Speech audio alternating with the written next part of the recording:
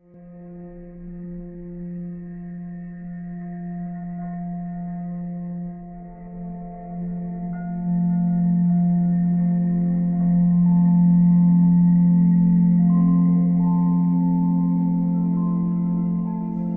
we're looking at here are some photographs that I made on Midway Island in the middle of the Pacific of baby albatross filled up with plastic.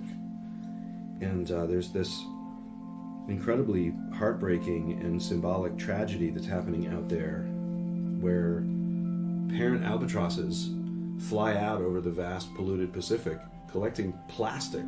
They think they're collecting food to bring back to their babies, and what they actually are filling their stomach up with are cigarette lighters and bottle caps and toothbrushes and so on. And they come back and they feed these things to their babies, and the babies literally fill up with plastic until they die of dehydration and starvation and punctures to their stomach. And so the ground on Midway Island is covered with the bodies of tens of thousands of baby albatrosses that have died in this kind of horrendous way. And I think it's a symbolic place that I really want to kind of bring this tragedy out visually, because this is where the Pacific garbage patch surfaces. Hola, muy buenas tardes. Bienvenidos al cuarto día de nuestra semana de celebración virtual del Día Mundial de los Océanos. El día de hoy tenemos una conferencia increíble. Todos los que llegan a conocer a Kilómetro 1 conocen el trabajo de Chris Jordan, conocen el trabajo de Midway, han visto el video y saben de lo que se trata. Realmente es una inspiración para nosotros y un honor tenerlo aquí de nuevo. Y les presento a Chris Jordan, quien es nuestra inspiración, pero ahora también ya es un gran amigo del equipo. Chris. Hola Orlando, hola a todos mis amigos. Feliz Día Mundial de los Océanos. Feliz día, Chris, feliz día. Un abrazote hasta allá en Patagonia, donde ya llevas un ratito. Y les queremos hacer un anuncio. Esta es la primera vez que Chris Jordan va a dar una conferencia en español. Entonces es un honor para nosotros que ser la organización con la que inicies en este nuevo camino. Tal vez después puedas impactar todavía más vidas en Latinoamérica y en otras partes de habla hispana. Entonces, hola a todos amigos. Estaba pensando de repente, ¿por qué el Día Mundial de los Océanos es solamente un día? Debe ser todos los días. Entonces, yo voy a intentar hablar español. Estoy aprendiendo un poco más todo el día. Estoy viviendo en Chile ahora, en Patagonia. Pero probablemente yo voy a necesitar algunas palabras en inglés y eventualmente yo voy a dejar atrás mi español y solamente hablar inglés. Vamos a ver. Perfecto, Chris. Sí, si quieres en español y cualquier cosa nos preguntas o puedes continuar en inglés como te sientas cómodo. Pero de nuevo, gracias por aceptar la invitación y es un honor tenerte aquí de nuevo con nosotros en nuestra semana de celebración virtual. Y es por eso que hacemos toda la semana, porque no debe ser, el Día Mundial no se celebra todos los días, ¿no? Pero mínimo esta semana es cansado. Pero, sí, todo el año debería de celebrarse, pero por lo menos tratamos de extenderlo un poquito más, ¿no? Así que, Chris, la audiencia es tuya y adelante. Muchas gracias. Okay, hello out there, all you beautiful environmentalists. Me encanta de estar aquí con ustedes en este día especial. Bienvenido a mi discoteca. Tú puedes ver un luz de láser. Y quiero hablar con ustedes anoche de un sujeto que yo tengo mucho interés. Es para hablar de el estado de medioambientalismo ahora. Yo pienso que yo voy a hablar inglés. Ya faló mi español. Okay. I want to talk to you guys about the state of environmental activism. Because I know all of you are environmental activists in one way or another. And I've been super interested for a long time in not only putting out an environmental message to the public, but in looking at the message itself. Like, how can we make the message more strong? How can we be better advocates for what we love? And in what ways are we stuck in old paradigms?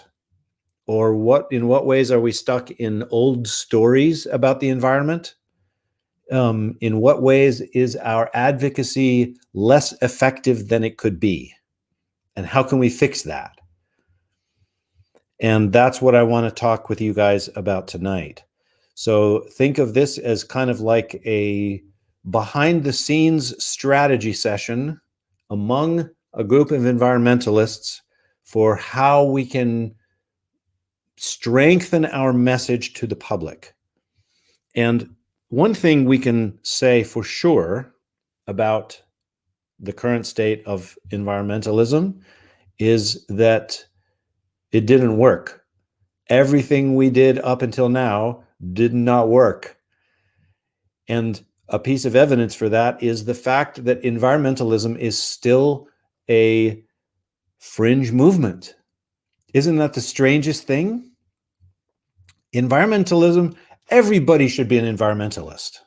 It should be the same thing as what's happening in the world of race relations right now. 99% of people get it. And it's only a very, very small percentage of people who are still openly racist. And it should be the same thing with the environment. 99% of people should understand how important it is for us to maintain the health of our global ecosystems, not only for ourselves, but for all beings. And the fact that such a small percentage of people call themselves environmentalists and vote for environmental candidates and who participate in environmental activism, it's not their fault, that's our fault. We can do better. We have to up our game and become more powerful, more effective advocates. And I have a bunch of ways that I want to talk with you guys about tonight, specifically.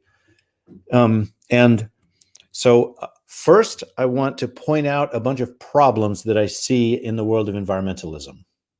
And then the second part of my talk, I want to offer what I think are some answers or some solutions or some new approaches. So let's begin with all of the ways that the environmental conversation in our world is broken. And I think the very biggest piece of that is the thing that we call doomsday activism or doomsday environmentalism. You guys probably all know this term, and it's basically a term that refers to the message that is going out to the public from environmentalists everywhere in the world, and it's been happening already for maybe 50 years, which is amplifying all of the bad news, talking about all the bad news, and using terms like it's a disaster, it's a catastrophe, it's a crisis, using the word urgency, it's extremely urgent, using terms like tipping point, we're getting past the tipping point, talking about the doomsday clock, saying it's 11:59 and 59 seconds. It's one more click of the second hand and it's gonna be the game is over. And the most powerful one of those words that has now become mainstream when we talk about climate change is the word apocalypse. Apocalypse is the most frightening, most powerful possible word in the English language to refer to a horribly catastrophic disaster. And the word apocalypse, I think it comes from the Bible, and it refers to the destruction of all life on Earth in a massive catastrophic fire. And people started referring to climate change as an apocalypse And now that's the mainstream term that if you read the New York Times or if you hear scientists talking about climate change, they will talk about the climate apocalypse. So let's take a look at this doomsday activism, because I think it's an incredibly broken way to try to communicate environmental issues to the public. And here's why. It started maybe 50 years ago. And the way it began is environmentalists just had the idea that the best way to influence the public and convince them to change their policies and convince everybody to care about the environment, the best way to do that is to frighten people. And that wasn't a conscious decision by anybody. Nobody sat down and had a strategy session with psychologists or with communication experts and came up with that as a strategy. It's just something that started happening. And it started gaining momentum.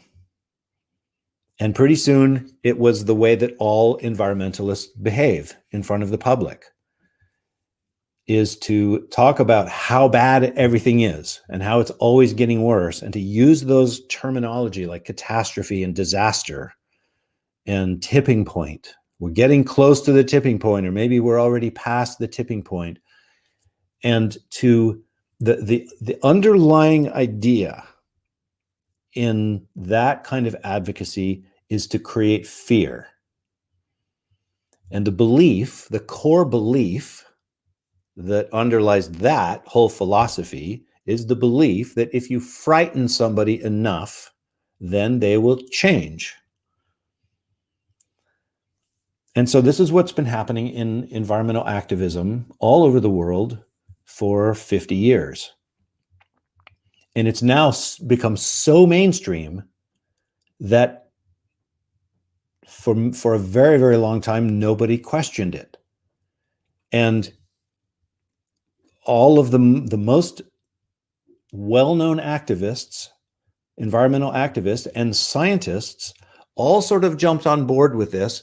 And so what we've been experiencing in the field of consciousness in our culture for a very long time now is from every direction. The ocean scientists are telling us how terrible the news is in the oceans, and fish are going extinct. And we hear things like by 2030, all of the fish in the ocean will be dead. And by 2050, there's going to be more plastic in the ocean than there are fish. And responsible, credible scientists saying things like, if the oceans die, we die. These feel the darkness, the emotional darkness of that kind of messaging. And it's not only people talking about the ocean, it's the climate scientists talking that way, people who are advocating for the Amazon rainforest, bringing news about how fast it's burning and what a catastrophe that is. People who talk about extinctions, amplifying that kind of the horror, the bad news, the terror. And nobody, it's really important to understand that it wasn't anybody's fault that this happened. This is just what happened. Nobody was wrong. We thought it was the right thing to do. And I know that because I was one of those people amplifying the bad news.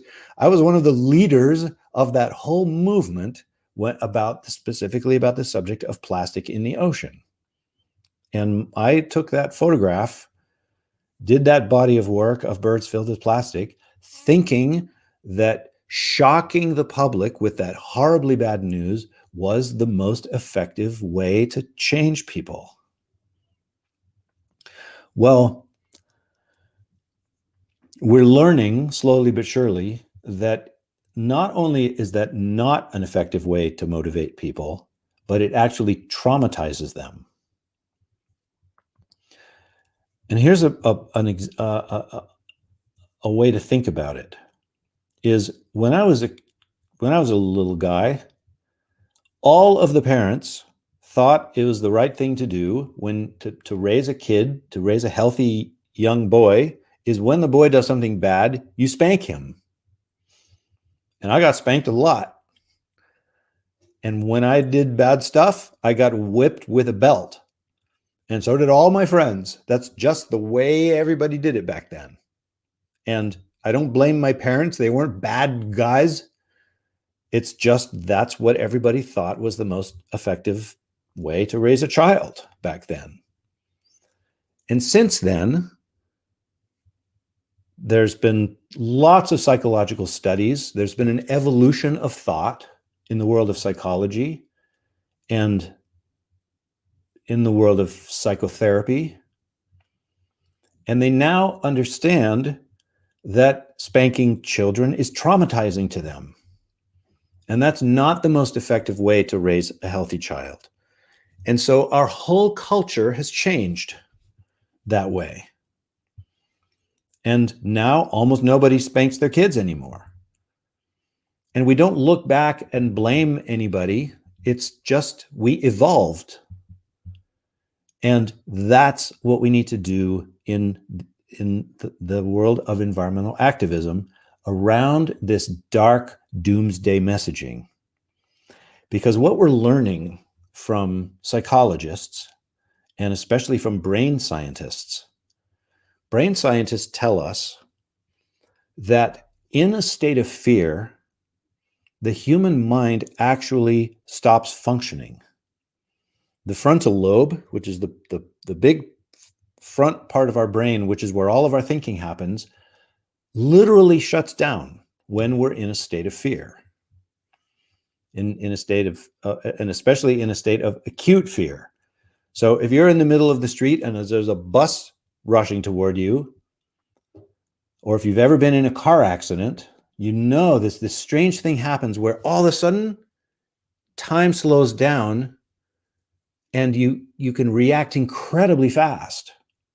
And that's because the thinking part of our brain has literally stopped functioning. And it's a good thing. So we can react super fast instead of standing there thinking like, should I jump to the left or should I jump to the right? Well, that function, that brain function, is a good thing in a state of acute fear. But it's not an appropriate way to be if we need to solve problems. We need our whole mind. And that's the term that neuroscientists use is whole mind intelligence. To solve an issue like global climate change, we need whole mind intelligence. It's all of our intelligence. We need our frontal lobe for analysis and for cognitive process. And we need all of our emotions. We need our ability to relate to each other. We need our empathy and our compassion. We need our full intelligence available to us, backed by our wisdom. That's what we have access to when we have whole mind intelligence. We have access to wisdom. And in a state of fear, we lose all of that. And this is something that has been happening for a very long time in the world of environmental activism, is all of these dark, frightening, apocalyptic, disaster, catastrophe messages are coming from all directions in the environmental activists and environmental news. And it has brought our culture into a state of paralysis, and especially with young people. And young people everywhere now, everywhere I go in the world, I meet young people and I'm finding that they live in a state of existential terror for their future. They're afraid that some horrible thing is going to happen. The world is going to end. There's going to be some catastrophically giant event that is going to end their life, or that is going to end the quality of their life so they're not going to get to live the life that they want to live. And all of that terror is coming from the environmental movement. It's coming from us.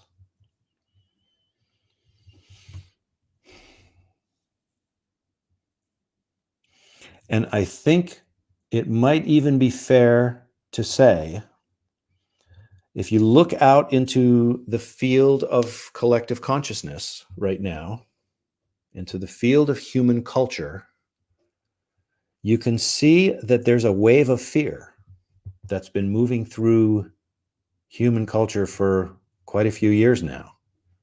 It's unconscious fear, this giant sort of like a monster, this demon that lives in our collective consciousness that has so many people in a state of terror.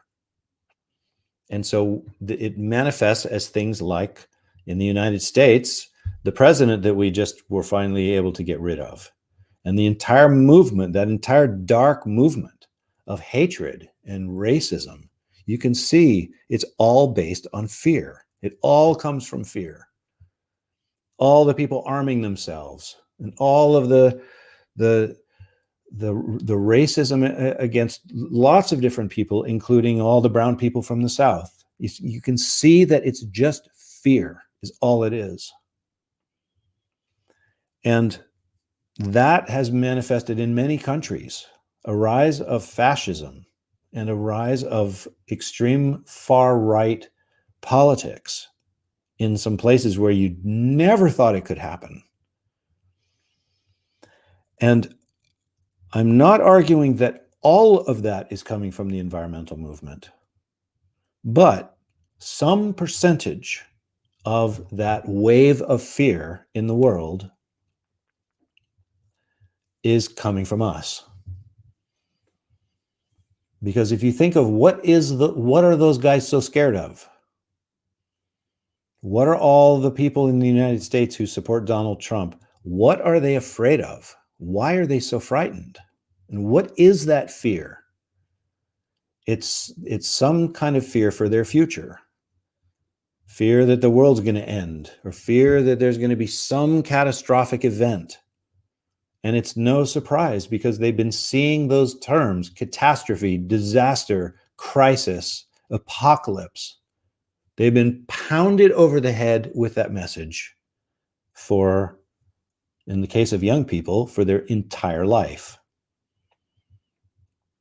So that's something we have to change. And here's an incredibly important point. We still have to face the facts. We can't turn away from the facts, and the facts are what they are. We do have a crisis, and we can face that together, and we can metabolize that together. The question is, what is the most effective way to communicate those issues to the public? And it feels really clear to me that there has to be a better way than to amplify fear and to amplify bad news. There has to be a better way. And I want to talk, I'm going to turn to that in a little bit because I have some ideas for what that better way can be. But before I get to that, there's a couple of more broken pieces of the environmental conversation that I want to raise. Another really major one is the call to action. The way we all talk about solutions, and the standard model that we've all sort of been indoctrinated with, that so many documentary films follow this formula, is if you have an hour to present your case about something to do with the environment, then the first 59 minutes is talking about all the terrible news, what a disaster it is, what a catastrophe it is, showing all of the charts the bad news is getting steeper and steeper, worse and worse, and whatever was the good news is going down faster and faster, with a bunch of photographs of smoke billowing out of smokestacks and dead fish on beaches and plastic in the water, and amplifying all the bad news as much as possible. That's the first 59 minutes. And then the very last minute is the call to action. And Al Gore kind of set the stage for the call to action in his film Inconvenient Truth. Do you remember his call to action? After talking about global climate change and what a disaster it is and what a catastrophe it is and how important it is we have to solve it, his call to action was the number one item: pump up your car tires to their full pressure when you go on a road trip so that you get the best possible gas mileage. And that kind of call to action has permeated the environmental movement now for the last 25 years or so. And what it is for each person to make some small change in their own personal behavior, like don't use plastic straws as a solution to plastic in the ocean, or bring canvas bags to the supermarket with you when you go shopping. Some little tiny change in your own personal behavior. And there are two reasons why that's a profoundly broken call to action. One of them is it's based on the idea that small personal changes will lead to big cultural changes, big societal changes. And that idea just there's no evidence that that's true. It doesn't work. Small personal changes don't lead to big changes. What small personal changes do is the person who makes a small personal change goes, woohoo, I did it. I'm doing my part. And it takes away the anxiety that we feel about the enormity of these problems and how small we each feel and powerless in our ability to solve those giant problems. It relieves us of that anxiety that we should be feeling and that we should be talking about. So I think those calls to action that suggest that a small change will lead to bigger changes, I think it actually goes the other way. It's counterproductive. And there's another reason why that kind of call to action is broken, and that is it puts the responsibility to solve global problems on the shoulders of each individual person. It takes the responsibility away from corporations, from governments, and it points to each one of us when really we aren't powerful as individuals. We can't solve a global problem as an individual. The way we're powerful is in groups. We're powerful collectively. That's how we can solve those problems. And so the call to action that says you can do one little tiny thing while keeping on living the whole rest of your life just the same, keep right on flying on 747s and keep buying new computers and keep driving your SUV and keep doing everything, but just make one little small change, like bring reusable supermarket bags. It's just such a broken conversation. It's such a broken way of facing these global problems. And I think everybody knows that now. Like we all see through that. And so those kind of calls to action just don't carry any credibility. Maybe they did once. I don't know if they ever did. They didn't really with me. But I think now everybody sort of got that those calls to action are, we know that isn't going to be what solves the big problems. Now, here's another important point. We should still all do those things. We should bring reusable bags to the market, and we should not use plastic straws, and we should do everything that we can. Each one of us should do those things, but not because it's going to solve a global problem. That's the disconnect. The reason to not use plastic straws is the same reason that you pet your dog. The reason you pet your dog is because you love your dog, is the right thing to do. You just pet your dog because that's what we do. And when you pet your dog, you don't think, I'm contributing to global animal love and peace and saving the world. Like, you would never think that. And it would be ridiculous to think that just petting your dog makes a global difference to anything, because it doesn't. But you still do it. It's an act of love. It's an expression of love. And it's just the right thing to do. That's why to do all of those things. And yes, maybe it does also spread an awareness, or it has a vibration to it. There's an energy to it that can spread. But we shouldn't be satisfied just doing those small things. We know we have to do more. We have to go deeper and further and deepen our conversation. And I think those kind of overly simplistic calls to action, they're almost like a kind of defense mechanism to avoid facing something deeper, to avoid facing our own discomfort and the hypocrisy that we're all stuck in, the paradox that we're all stuck in as people who are participating in a consumer culture that's having such a destructive effect on our world. So as environmentalists, it's time to leave behind doomsday activism. It's time to notice how we tend to amplify the bad news and just decide we're not going to do that anymore. We don't want to put terror into the hearts of all of the young people in the world. Young people everywhere are paralyzed.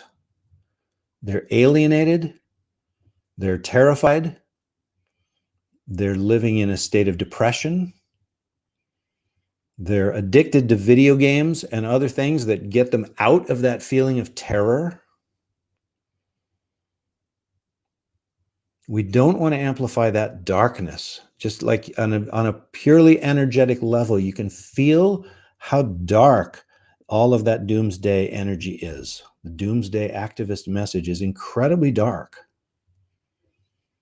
So it's time to bring that into consciousness, just the way our parents became aware that spanking their kids is just not a good idea. It's too dark.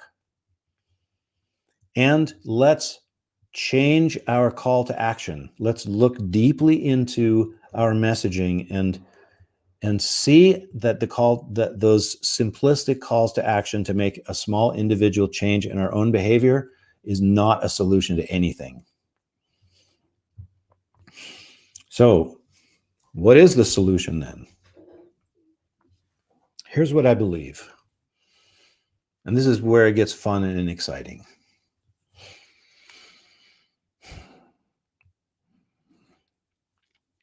I believe that all of the environmental problems in our world, and all of the social problems as well, inequality of income, violence against women, racism of all different kinds, all of the social problems you can find out there, and all of the environmental problems have a common cause. And as environmentalists, we tend to look at problems out in the world, like, let's say, the cutting and burning of the Amazon rainforest. We see that as being the problem, and we have to solve that problem. Or plastic in the ocean. We see that as the problem, and we have to become an activist and solve that problem. And in a way, that's true. And there are tens of thousands or hundreds of thousands of environmental activists all over the world working to solve those problems, working brilliantly, and they should all keep going. There's another way to think about it. And that is that all of those problems out there, if you follow the problem to the very, very source, like to the origin, like you're following a river all the way high up into the mountains to the place where it begins. The closer you can get to the origin of a problem, then the more powerful your solution can be. And the origin of all of those problems in our world is right here. It's inside our mind. It's in our consciousness. And it's in our collective mind, not just in one of our minds. All of our minds are joined together in what we can call our culture. That's what our culture is. It's our collective mind. Or you can call it the field of collective consciousness. And that's an incredibly fascinating place to look around and start to study and think, how do you affect collective consciousness? Because if you can change collective consciousness, you literally change the world. So how do we change collective consciousness? What's the broken piece? Like, what is the problem in our collective consciousness that leads to so many other problems out in the physical world? What is wrong in our collective consciousness that makes us pollute the oceans and take species to extinction and destroy our forests? I think at the very heart of it, it's a disconnection from something so basic and so fundamental. It's the most obvious thing that could ever be. And it's so obvious that we all forgot it. It's like they say, fish don't know they're swimming in water. And we are the same way. We're like fish who can't tell that we're swimming in water and we're swimming in something, and we lost sight of this incredibly basic thing. And what that is that we love our world. We love all living beings. We love each other. And we each love the incomprehensibly amazing gift of life that we have each been given. Children are born in that state. And if you get to hang out with little kids, you see how they run around and they just want to hug every animal. They're automatically in love with everything. And they walk outside and they're like, wow, look at the blue sky.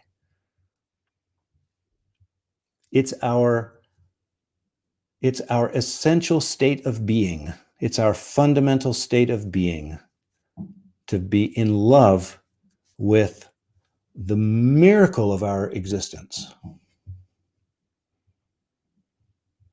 And you can call it a spiritual experience, but we don't have to use that word. Sometimes the word spirituality means religion, and it's not about religion. It's about just something so basic.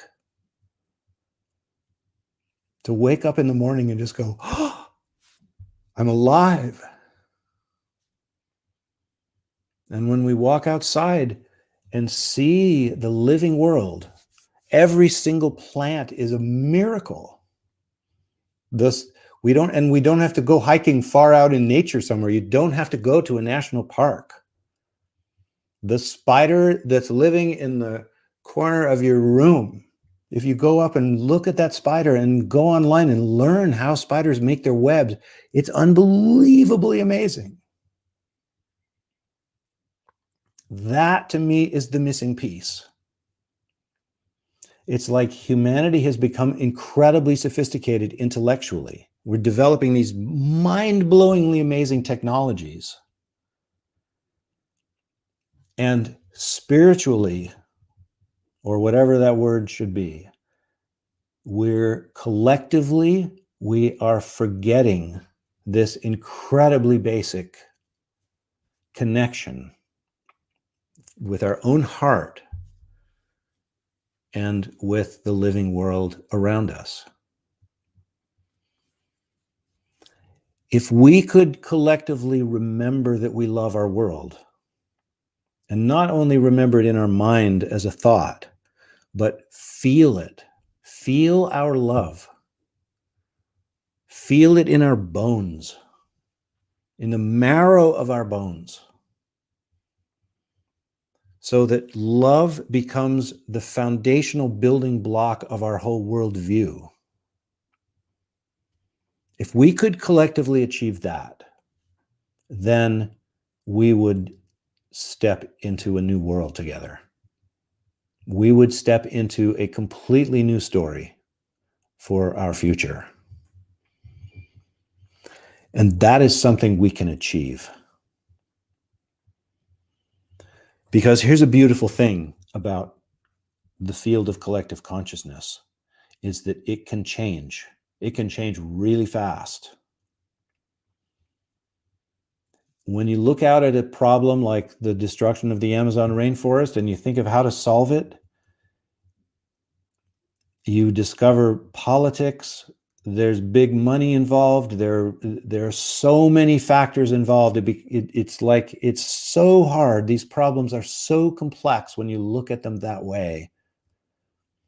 But shifting collective consciousness, that can happen in the blink of an eye, literally in an instant.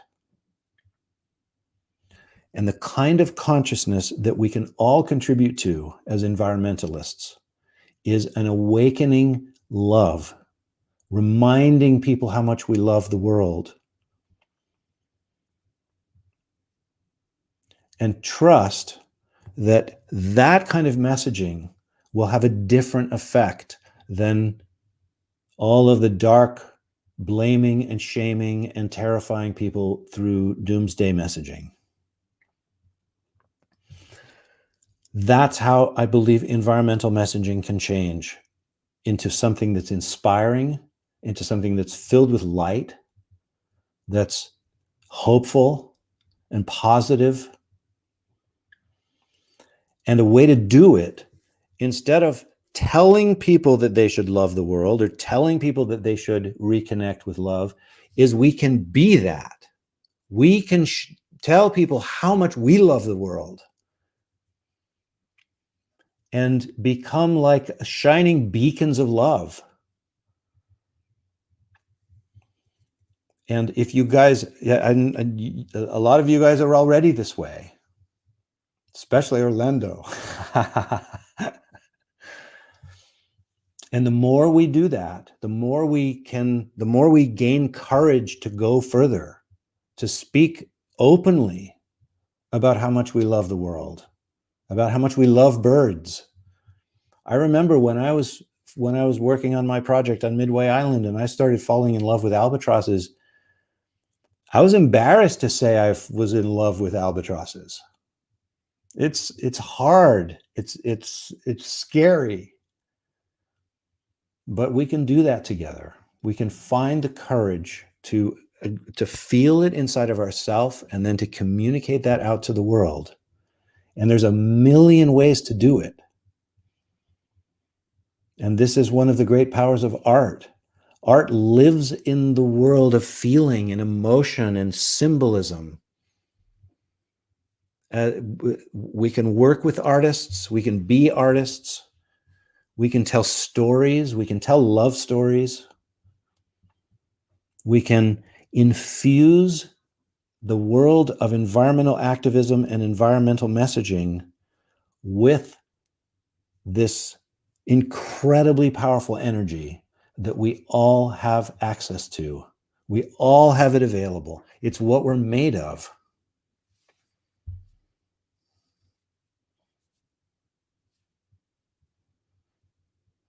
And together, I believe we can step through a doorway into a new story for our future. Let's do it together, you guys. May it be so.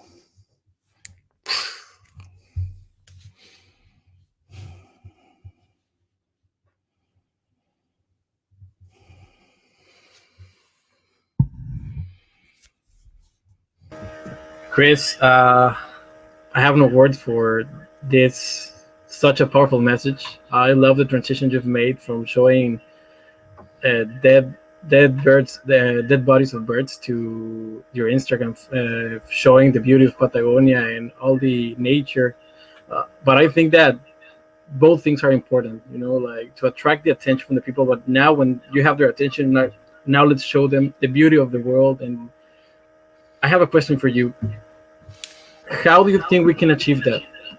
To people get in love again with nature, to people don't forget that this is our home, this is our planet, it's our heart, that we need to protect it? Or why do you think that people are so disconnected with nature right now? Well, that's the big question, isn't it? Like, how do we do it? And I love what you started with too, is that there's two pieces, is how do we connect with love? How do we help people connect with love? And how do we keep our foot on the accelerator pedal? Because the times are urgent. And if we stop doomsday messaging, it seems like the energy of environmentalism is going to go down, and it's going to be sort of like we're saying, okay, never mind, it's not so bad. So how do we not only keep the momentum going, but increase the momentum? And how do we infuse the conversation with love? And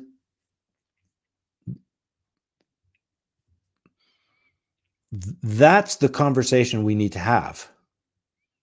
That's the conversation I wish that all environmentalists everywhere would be having, instead of what's the solution to ocean plastic? We've been stuck in this conversation for so long where we think the only thing there is to talk about is here's the problem and there's the solution. That's all there is to talk about. This incredibly binary, narrow conversation. And lately, it got to the point where everybody already knows about all the problems. We're sick of hearing all the problems, so we only talk about solutions. But it's like this. Think of a pyramid, and at the very top of the pyramid, the very, very last thing, once you've constructed your entire pyramid, is the solution to the problem, is the very, very last piece. And where we put the first block of the pyramid, and then we want to put the solution, but there's no pyramid in between. And in between, there's like, what's our relationship? How do we have a conversation that brings all voices in? How do we create a stronger network? How do we listen to each other? And how do we build powerful alliances with government and with companies?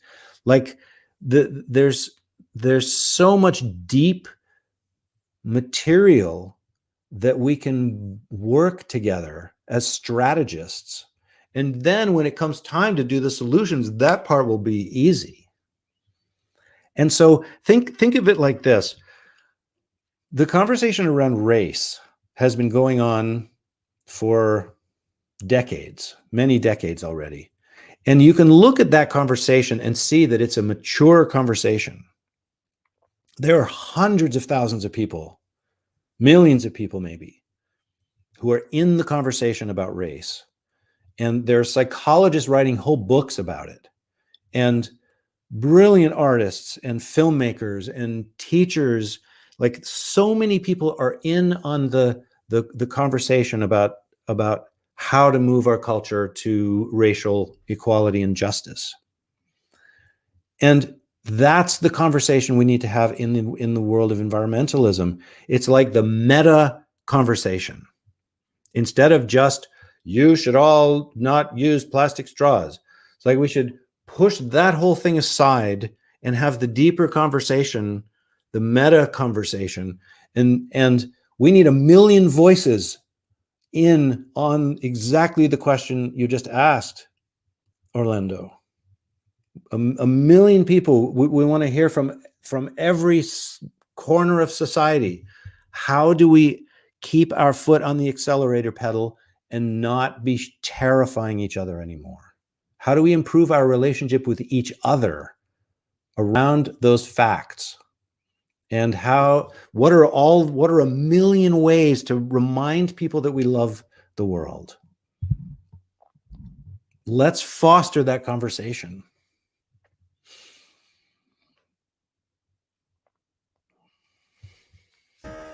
And also, I really like what you're saying, because I have literally heard people so terrified, you could say, that their answer to my trying to help is literally, we're all gonna die either way. So it's I don't like the image of that we're painting in what you say, this doomsday, as it's horrible, it's an apocalypse, it's the world is literally gonna end, because it's like you said, some people just tend to give up for the same reason or back off. And I've always also thought about how can we do it? How can I be positive about it, but not give the idea of, oh, everything's fine? So it's just this conflict between how much can I go either way. And I really admire what you had to go through to understand that it's not one thing or the other, but just the balance of both of them. Yeah. Can you imagine if there was an environmental conference where people from all over the world's voices are included, and it's not about how do we solve the problem of ocean plastic, it's how do we have a deeper conversation about environmentalism? How do we up our game as environmental advocates? And we bring in storytellers and psychologists and brain scientists and philosophers and young people, artists. Imagine how amazing that conversation would be. That's something we can do. We can all contribute to it, just amplifying that as the thing we want to talk about. Yeah, I really love what you said. I think this is something that needs to be interdisciplinary. Actually, I love your film. I love your film. I love it that it's not the typical documentary about we can save the world, because you're showing also the beauty of the islands, the beauty of the birds. You're telling a story. And I think that's something that has made you connect with the audience. The fact that you're an artist, a creative person, even your voice, that it's different, the pauses you make. So I think we need more people, more creative people, more artists, more photographers in the conversation. So a question here is, what would you say to Chris Jordan right before taking the first step on Midway Island? What would you say?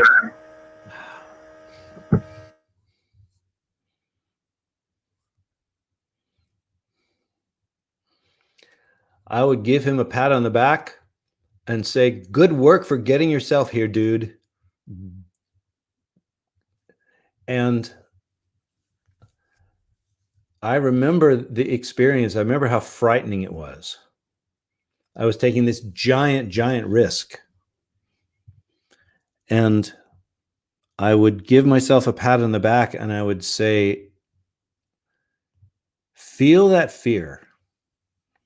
This is something that anyone who follows a path of that involves a risk, if you're a person who's devoting your life to what you love, there's a huge risk that you're not going to make any money, or you're not going to be successful, or there's this anxiety that comes from taking a risk. And that's something we have to bear. And you can relieve yourself of that anxiety if you just go get a job, a steady job that pays whatever paycheck, working at whatever, doing something like that. And so to do what we love, to take the risk of fully living what we love, there's this terror that we just have to live with. And so I would pat that self that was about to step onto the island, I'd pat him on the back and I would say, dude, do you feel the fear? And that part of me would say, yep, I sure do. And I would say, that fear is your best friend. Because the fact that you feel it means that you're taking a risk. You're living an adventure. And whenever we make an adventure, there's always a risk involved, and we're always going to feel that fear. I think this leads up to another question. Yesterday, I was watching again all your interviews, all your TED Talks. So I know that you were a lawyer. You were a corporate lawyer. So I would like to know, what was the key detonator that took you to focus only on art, on photography, on conservation, to all these people that have regular jobs, but maybe they're not following their dreams or following what they really like? How was your story, and which one was like your biggest accomplishment, and also like your biggest barrier before taking that decision? Oh, wow. Well, I always knew that I didn't want to be a lawyer.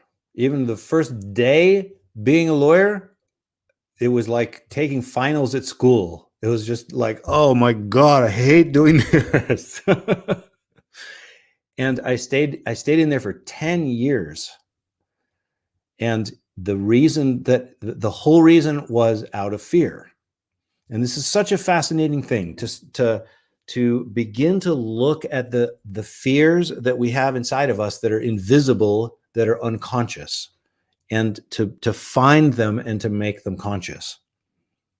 And the way that happened for me is I got myself into therapy. So I started working with a therapist, and I told him I feel completely stuck. Like I'm in this career I'm deeply unhappy. And I see people out there, I see artists, I see writers are writing books, and filmmakers are making films, and musicians are giving concerts. And there's so many people out there doing amazing stuff. And I told him I feel completely stuck. And he helped me see that what that stuckness was, it was my fear of what would happen if I try to be an artist, my fear of failing. And I imagined that if I left my law job, I would not be a successful photographer, wouldn't make any money, and after a while, I would run out of money and become homeless, and maybe turn to drugs and alcohol just because I'd be so scared, and so I'd become a homeless drug addict. And I actually thought that could happen to me.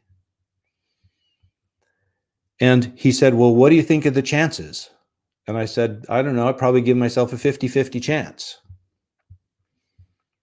And he said, okay, well, if you stay as a lawyer, what are the chances you're going to live an unhappy life? And I said, 100%. And it was a huge moment for me, because I realized for the first time I connected with a fear that I never saw before. And it was my fear of not living my life. My fear of not taking the risk of living. And that fear was 100% guaranteed to happen. And at that point, it became easy to leave my law job behind. And when I quit my law job, I never had any exhibitions. I had one exhibition, and it was on the back wall of a used clothing store, like a thrift shop. I had a few of my pictures in the wall of a thrift shop. That was the only thing I had going as an artist when I left my law job. And there's something about There's something happens when philosophers and poets have talked about this, is when you fully commit to what you love, something happens. The whole universe reshapes itself. And I've been on the most incredibly wild ride ever since. So anybody out there who is thinking about doing it, it's terrifying. Be with the fear and notice the fear, feel it, but it doesn't have to control you. You can still take that risk. And it's sort of like this. Imagine if you're the parent of a little boy or a little girl, and you want to try something that the little one is scared of, like let's say river rafting. You take the little kid river rafting, and the little kid says, I don't want to get on the boat, it's too scary.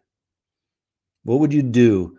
Give him a hug and say, I know it is scary. It's super scary. Do you feel it? Do you feel your heart beating? And the kid would be like, yeah. And then you're like, well, we could go home. And the kid would be like, let's go. And you would jump on the boat together and have an amazing adventure. That's a way we can change our relationship to fear so that it doesn't have us by the throat. It doesn't control us. And that's the definition of courage. It's not that you conquer your fear or that you don't have any fear. It's that you feel your fear and you still do that, whatever that thing is. So take the risk, you guys. The world is waiting for you.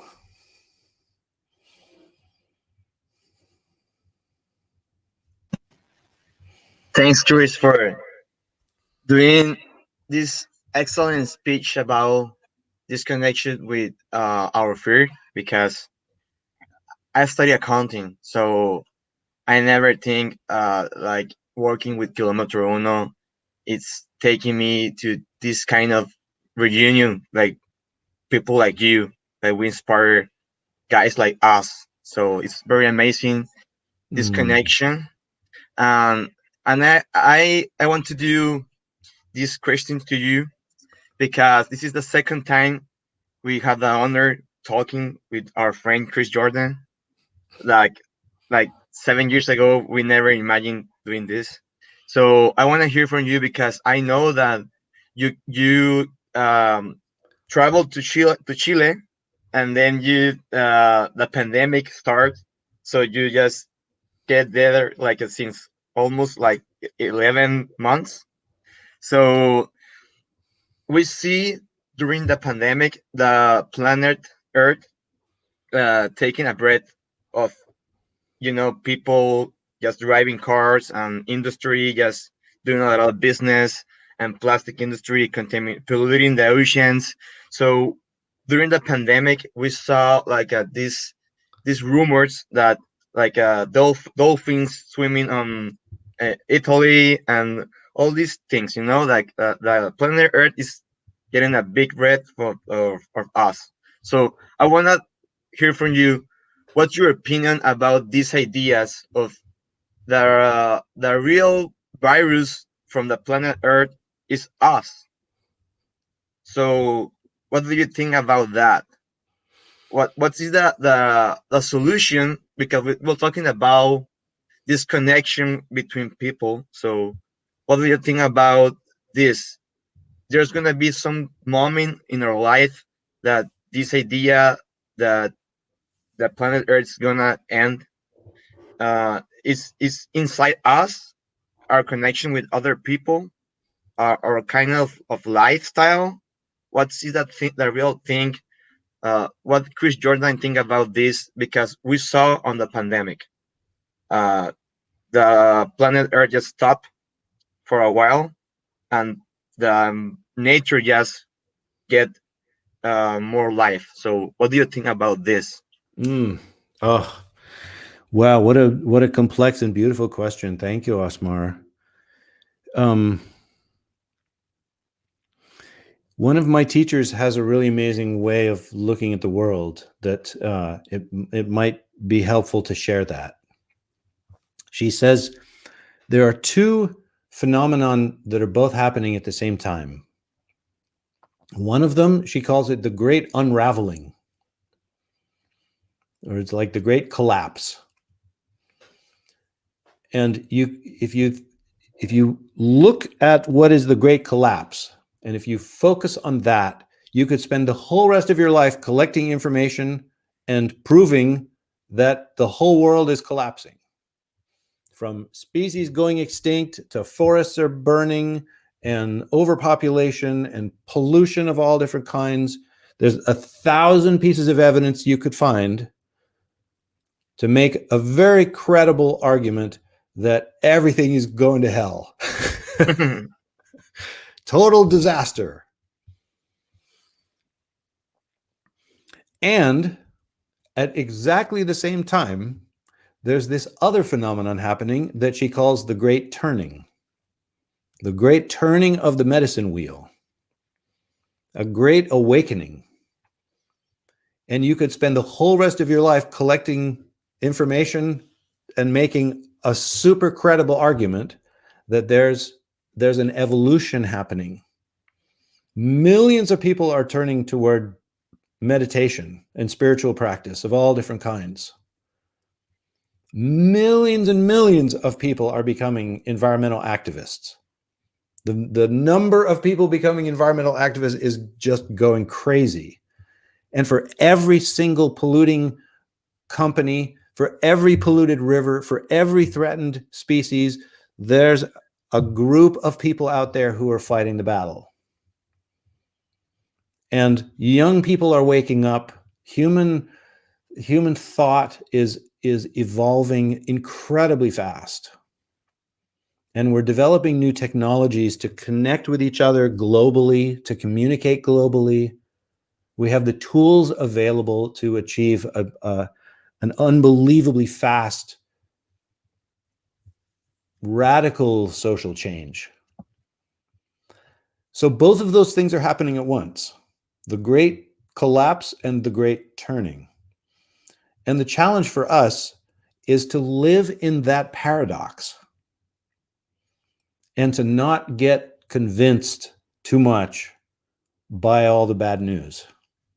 Because it's so easy to look and focus on the darkness and to see, the people say humans are like cancer on the earth. They're like, wow, yeah, that's true. And Herbie Hancock is just about to give another concert. That dude is like a visitor from another galaxy with an incredibly amazing message. So all of it is happening.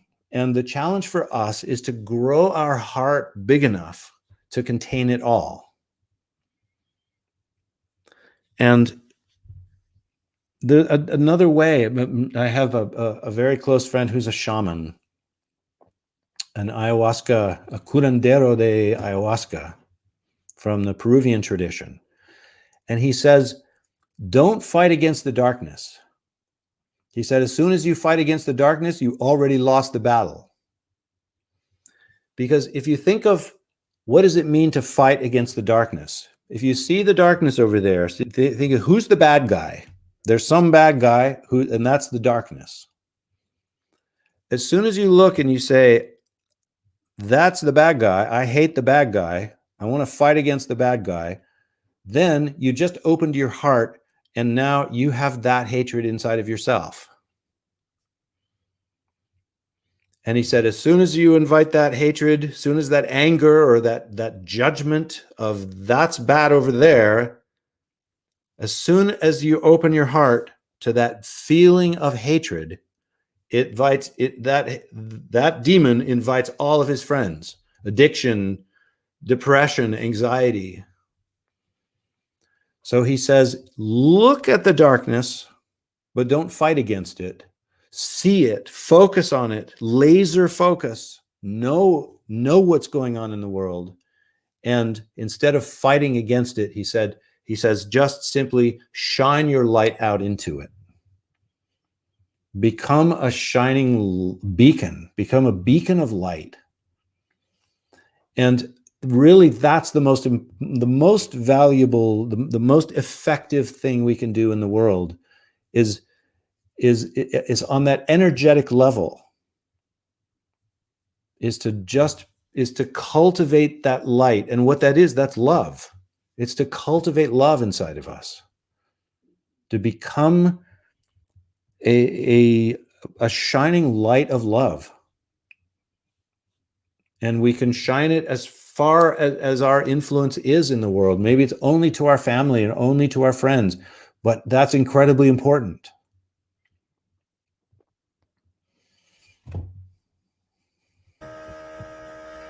So again, just thank you so much for that answer. I can't stop admiring how you embrace all these ideas and subjects and feelings and just everything that you're talking about. And also, just to move on a little bit more to the positive side of this whole thing, I want to ask one of the questions we like to ask all of our guests is, what's your connection with the ocean? Like, what was the moment? What's your favorite moment? And how can you just like summarize that one moment that you just will never forget that brought you to where you are right now? Oh my God. Well, I have so many of those moments, but there is one that I'm excited to tell you about it. I had the incredibly good fortune to sail across the Pacific Ocean on a 25-meter boat a few years back, and we sailed right through that area that we call the Pacific Garbage Patch. And one of the things, and oh my gosh, the experience of being out where you look in every direction, you only see water. There's no land in sight in any direction for days at a time, and the incredibly deep blue of that clear, deep water out there. It's stunning.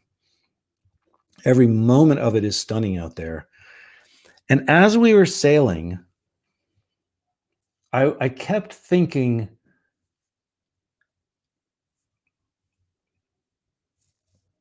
if it is possible to have a telepathic connection with a whale, how would we know?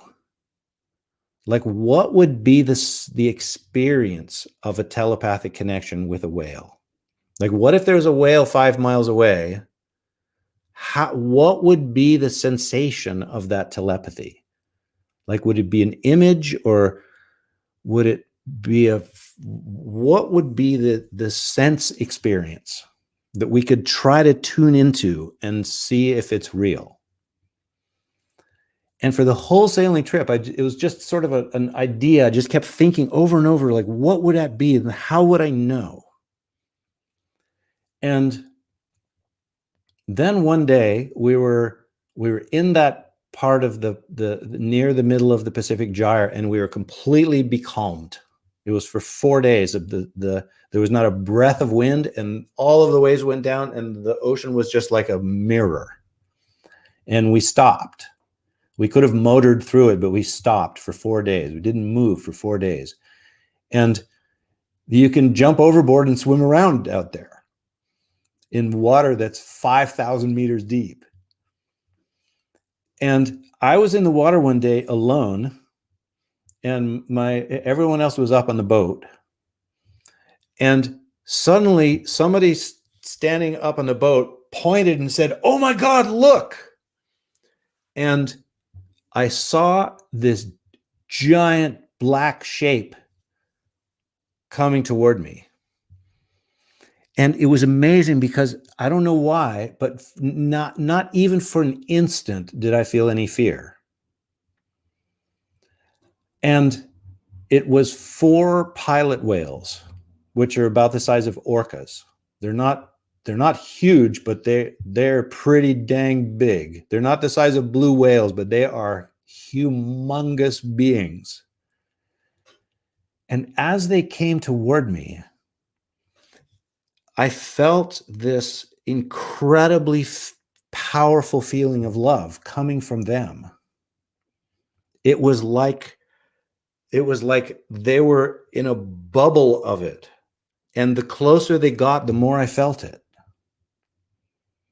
And it's really hard to describe what that was, but it was absolutely overwhelming. And they went right past me, and one of them went right under my body, and he turned his head and looked at me, and the eye went by. I could have reached out and touched it. And I went up to the surface and just burst into tears with the power of that feeling of love. And now I know that that's what the telepathy that whales have for each other. They are unbelievably powerfully loving beings.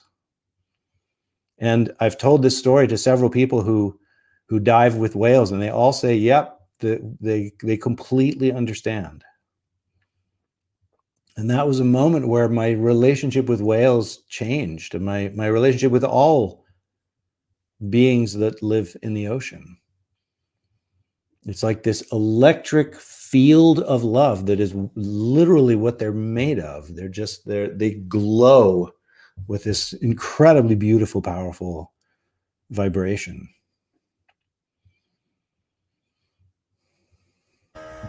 Again, just wow. Speechless. We're all here amazed of what you got to live. I personally have swam with whale sharks, and it's sort of I know what you mean with that feeling of just, it's overpowering, it's magnificent, there's no words to describe it. So I just can't imagine, like you said, like the whole context of your story in the middle of nowhere.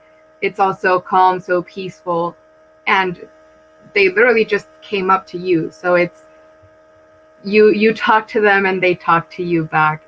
And I just can't imagine. If I felt amazing with my experience, I can't imagine yours, that it's just also amazing in so many ways. Well, my shipmates all immediately dived in the water, and the whales turned and circled back around, and they stayed for, 4 hours or something like that. We all just swam, and my friends had a GoPro, and they got a whole bunch of really amazing whale footage. Chris, we need to watch that videos. Swimming with whales, especially orcas and gray whales, it's a dream for me. So I hope someday I can achieve it. I have another question for you, Chris, and it's almost time to wrap up. But I would like to ask you to give a message to the youth. What would you say to the world's youth if you know that this message is gonna reach millions of homes in all over the world?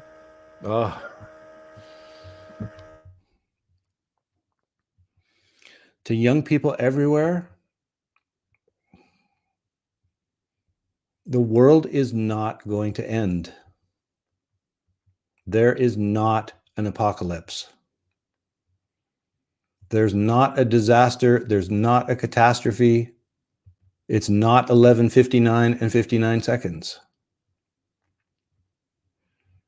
The world is an incomprehensibly amazing miracle. You are alive. You are a cosmic being, a conscious spirit living inside a body on a planet in the universe.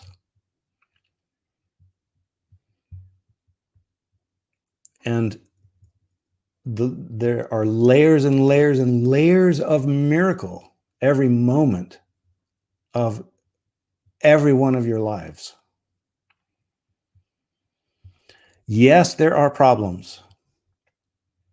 And you can have an amazing life devoting yourself to solving those problems. But you can let go of that dark cloud of terror that has been put there by tens of thousands of people like me who thought it was the right thing to do, you can let it go. You're going to get to live your life. You're free. You have all the resources you need. There are resources around you that you don't even know are available.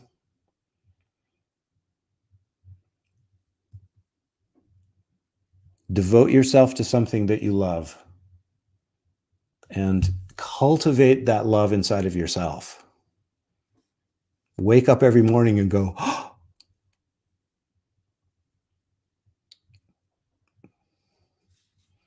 And I'll see you out there. Good luck. Chris, that same face you just made, the wow factor, I want to tell you a story that 2 years ago on Revolution's Day, we took a group of kids here from the city that don't live that far from the beach, but they never seen the ocean in their lives. So we decided to join another group called Señor Despierto, rent a bus, take them to Playa Tijuana, that's our local beach, and let me share a short video with you. Oh.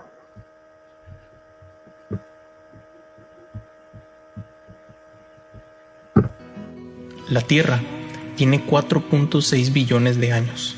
Si lo escalamos a 46 años, los humanos hemos estado aquí 4 horas.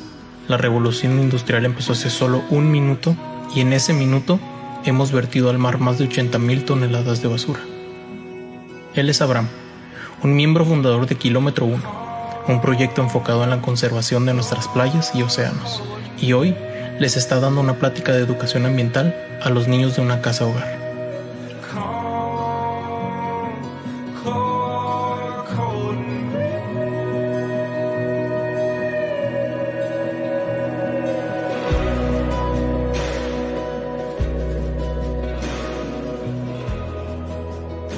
A veces me pregunto con qué planeta se van a encontrar los más pequeños, con esa casa segura y resistente que yo tenía, o con la fragilidad y la tristeza de un ecosistema que dejó de resistir tanto maltrato. Hay gente que ignora esto, no sale de su burbuja y no parece que quieran salir de ella, pero hay otras personas que sueñan. I believe really both parts are important. You know, these kids have never seen the ocean before, and you took them there, and they saw your video. They saw what it was strong for them. But you know, I think that's the way that we have achieved a connection with the people. Here's the living example. She heard us 2 or 3 years ago, our talk at her high school, and now she's a part of our team. So Mara, I don't know if you want to share with him how was watching that video, that images, and what did they cause with you? So, I mean, long story short, I've always been, like, since I was a little girl, interested in saving the world. One way or another, I knew I wanted to do that. I want to leave a mark. I want to help. I want everything. So it's just, I remember when they came to my high school, we just heard, we're going to listen to a conference by Kilómetro 1, environmentalists, let's be there. And we all had to be there. Okay, getting there. And it's, like I said, it's something I've always been interested in. But both them and your images, the videos, just how they embraced everything, it got to me. It got to me to a point where I understood, like, if I am going to save the world, if I am going to help one way or another, this is it. This is it. And from that point on, it's been something that's been part of my life more and more and more every day. It's like, I remember, and I love this story of how I met these guys at my high school, and then just like, oh, come to the beach cleanup. And I was there, and I was there the month after that, and after that, and after that.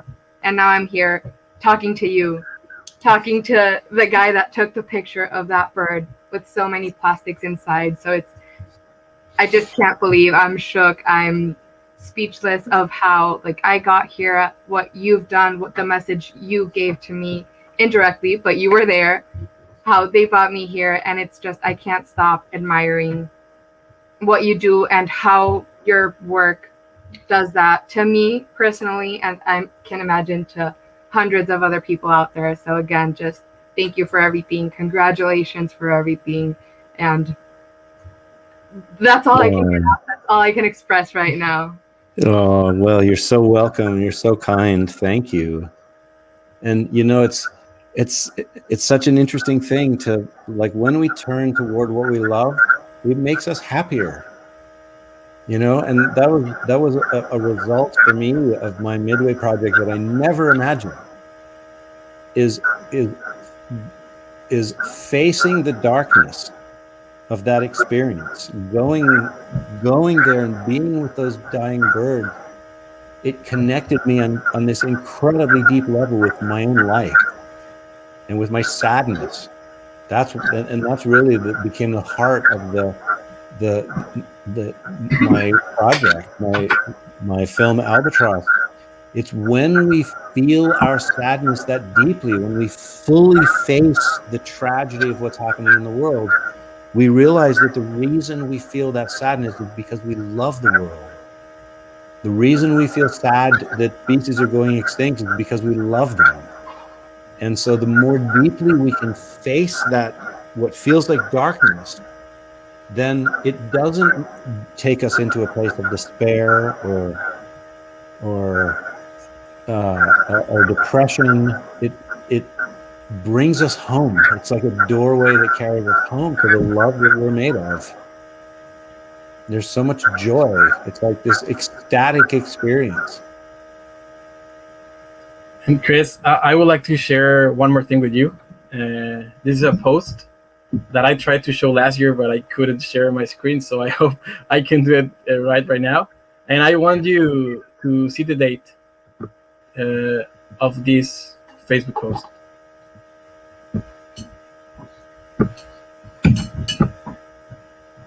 Can you see it? Oh, yeah. So this was on June of 2012. This is almost 10 years ago. Well, 9 years. This is the first time I watched your video. So I would like to thank you, because I truly believe that without Chris Jordan and without the Midway film, Kilómetro Uno will not exist today. Kilómetro Uno will not have impacted more than 125,000 youths in all the country. So it's really an honor having you here. You're such an inspiration, and I truly believe that. Chris, thank you for being Chris Jordan, for existing, and you're such an incredible person. Yeah, we admire you, and you're not just a role model for us. We are happy that we can call you now a friend. Oh, thank you guys so much. Oh, I love you guys. Always available to do any kind of collaboration or project or whatever. Think of me as a friend. Thank you so much, Chris. And I don't know, Osmar, you want to say something to Chris before we wrap up? Yeah, of course. I remember like Orlando, we had so amazing moments related to your work. Demonstrating your video to a lot of people. Every talk with children's students, I always record with my cell phone when we project your video.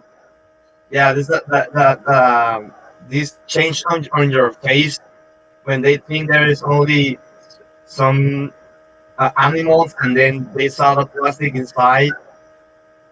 I like it a lot, and then being with you like a friend. And I have to say thanks, Orlando, for inviting me in some kind so many years ago to see your video, Chris, and we just appreciate a lot that you demonstrating that we can be kindness of demonstrating like so much love to the nature, and also do a great job inviting more people to join us making a better world today.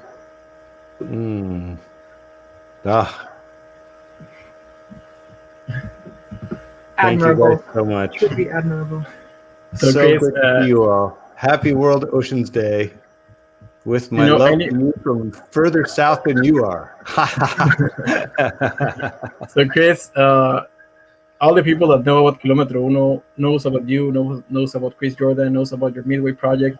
So we're asking for permission to host a screening, a 3-day screening, starting tomorrow, Friday, Saturday, and Sunday, to all our community. We're gonna be sharing the link, the photos, and the videos.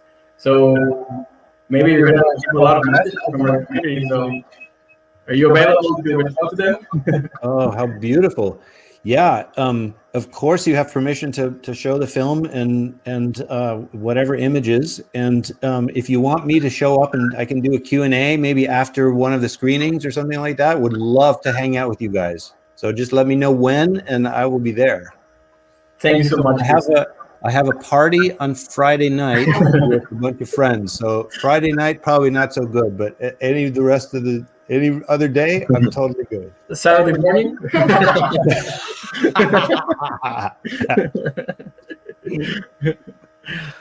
Oh. We're gonna look for a date. We're gonna let you know, and it would be amazing to have you again with a Q&A session with such an inspiring thing. Oh, terrific. Okay, you beautiful people. So thank you, Chris. Let's take a picture to end. Can you do a number 1 with your finger like this? It's Kilómetro Uno, and let me take the picture. 1, 2, 3. Thank you so much, Chris. So, a toda nuestra comunidad, les informamos que mañana tenemos otra conferencia con el director de Pesquerías de Océanos a las 7 de la tarde. Entonces aquí nos vemos 15 minutos antes. Muchas gracias por conectarse, muchas gracias por estar celebrando el Día Mundial con nosotros y nos vemos mañana. Buenas noches. Gracias.